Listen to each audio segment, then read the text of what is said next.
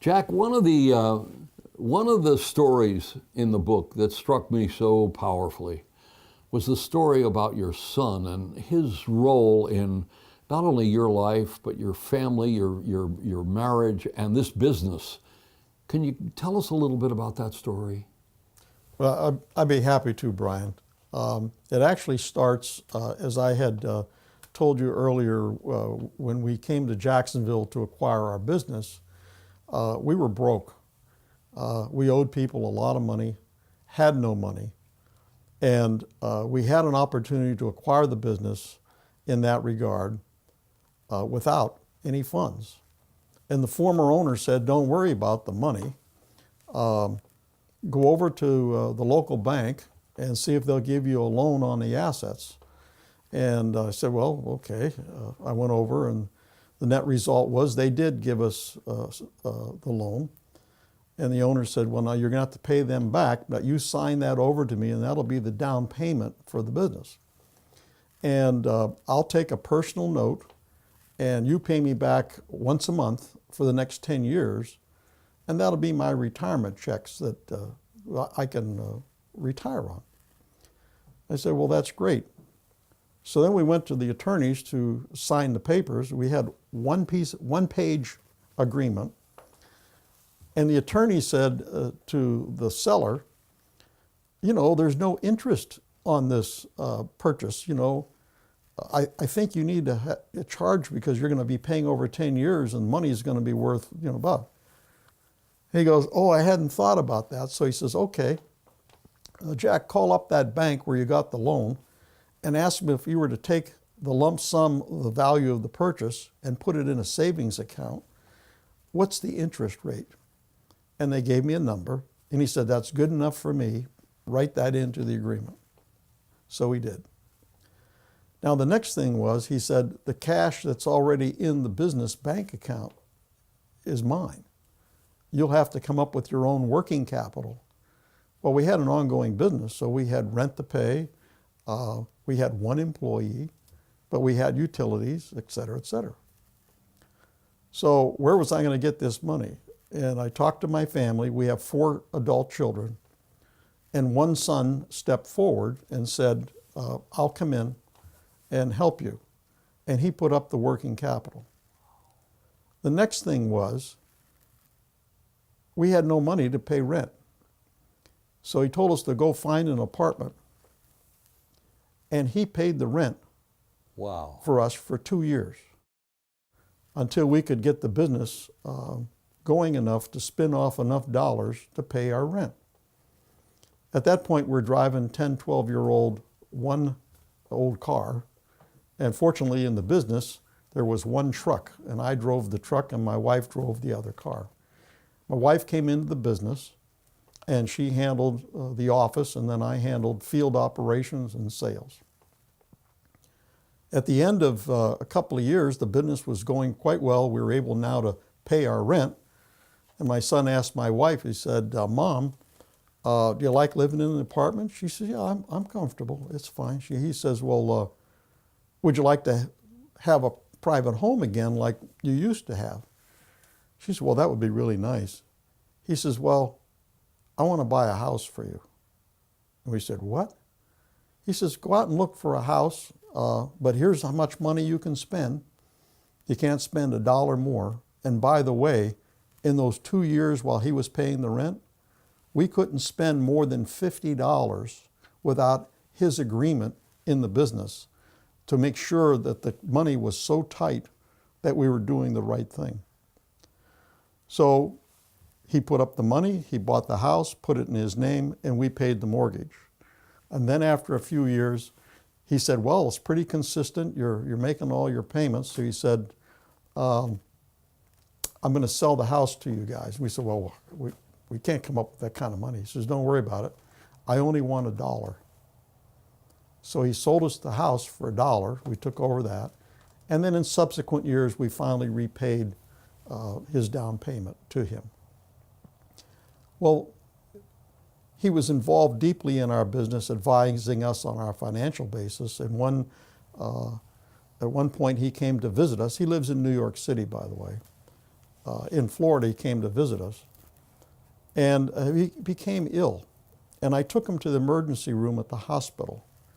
And after examinations, they told him that when was he returning home? And he said, well, within a couple of days. They said, well, you need to make an appointment.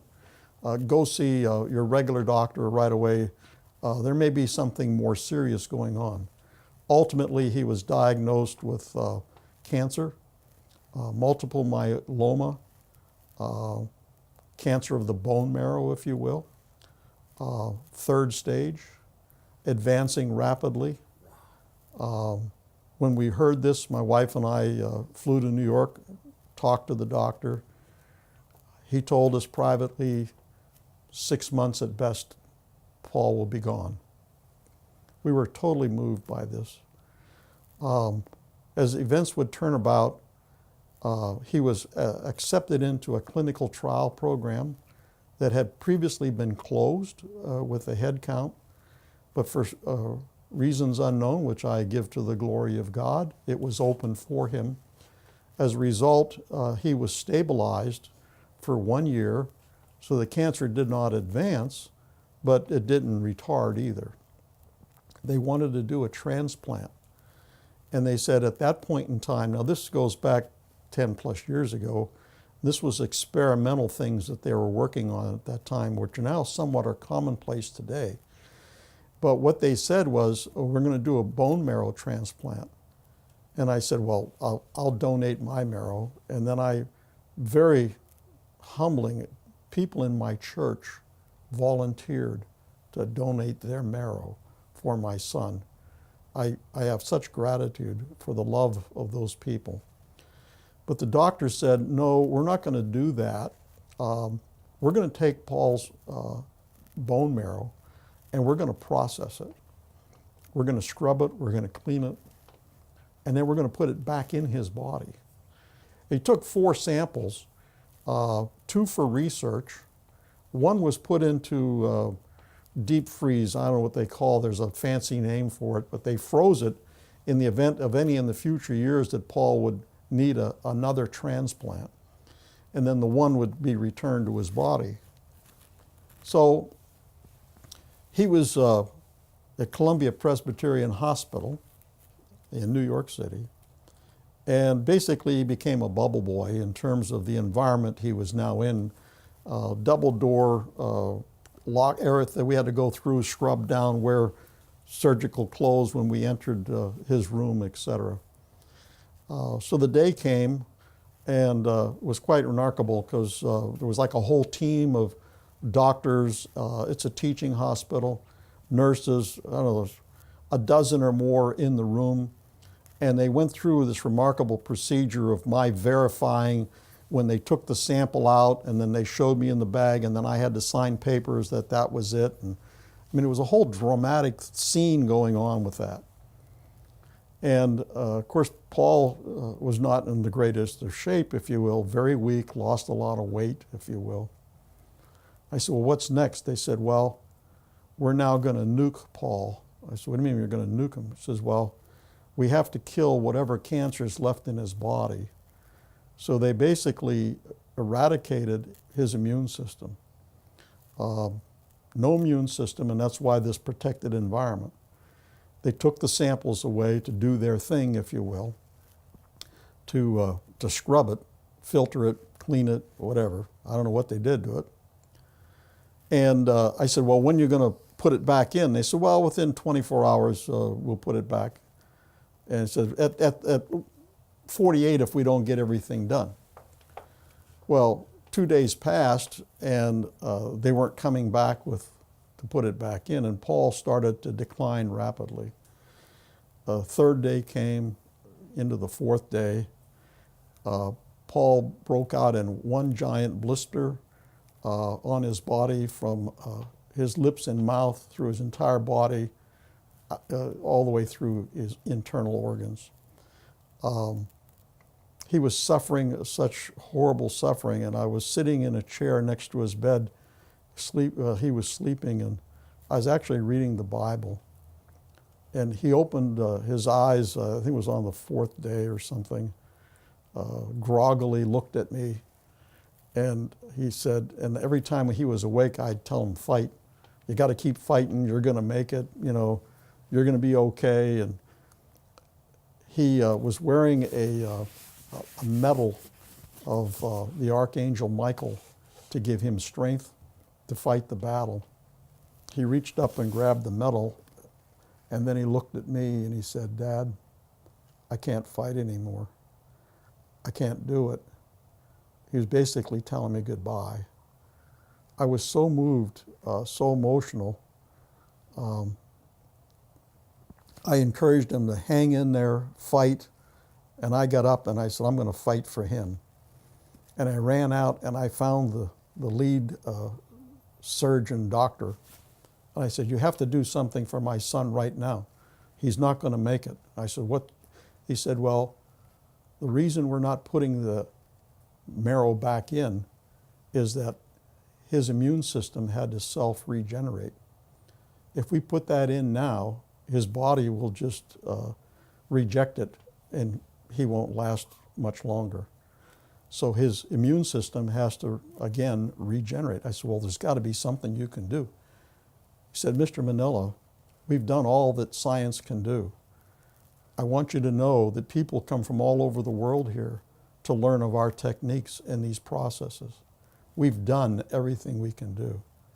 I said, there's got to be something, one more thing. He said, yes, there is. I said, what is that? He says, it's the spark of life. And we don't know how to do that. At that point, my wife and I went down to the ground floor. There's a chapel. We went into the chapel. We got on our knees, both of us in silence, crying out to God for help. As I prayed, I told the Lord, take me. I've lived a full life. My son is a young man. He has a life ahead of him. I give my life for him. Later, I shared that with my wife, and she said she had done the same thing. While in the chapel, it was like I heard a whisper. I'd like to think it was the whisper of God. It said, call everyone you know and ask them to pray for Paul. But it wasn't, you know, we hear these things that when people are ill or in dire straits, oh, I'll pray for you. But what I heard was, you ask people to pray right now for the spark of life. So I left the chapel and I began calling everybody in my directory in my phone. I called the monastery where I had been going for annual retreats, sometimes twice a year. And got them on the phone and I says, please,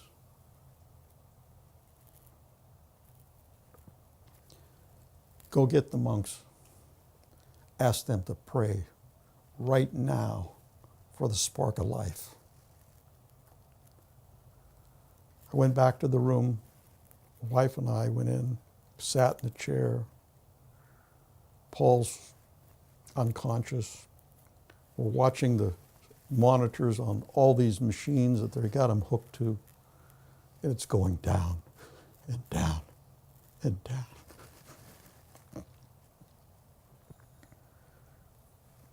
The nurse came in. She checked the instruments, went back out. Pretty soon, 3 nurses come in. They check all the instruments, they go out. Pretty soon, doctors are coming in. Pretty soon, the room's full of people. I mean, there's got to be 20-some people in there. And I'm stunned. And I grab the nurse and I says, what happened? She says, don't you see the screen? I says, what? Your son got the spark of life. And the line is going straight up like a rocket. It regenerated. There was a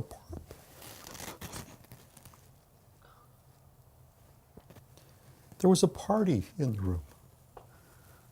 The medical team had such joy that what had happened. I grabbed the lead doctor and he confirmed. He said, your son got the spark of life. He says, your prayers have been answered. The next day, they put his bone marrow back in. He was supposed to be in hospital for 6 weeks recovering. A few days later, they released him to his apartment. For the next month or so, Paula, my wife, we would go for a week at a time to care for him. His older sister and 2 brothers each took a week's turn taking care of him. He had a port in him, he had to do things, etc. He recovered and returned to work. He's still with us to today and works a full life. It's just been a remarkable experience that the Lord has blessed us through that process. Since that time, I've talked to other people. People have asked me to pray for people. It's not me. It's all about God and the glory of God in His omnipotence. Why? Why are some saved, some return, some aren't? We're not here to judge. It's God makes those decisions. I'm at peace with His decisions. I'm so forever grateful that my son has survived. So there's more details, if you will, in the book regarding this. So thank you for asking. Jack, I can't tell you what an honor it's been for me to be here, to talk to you. I'm excited about your book, and I just hope other people read it, and it can be transformational for them, as the experience has been for you. Thank you. You're quite welcome, Bryan.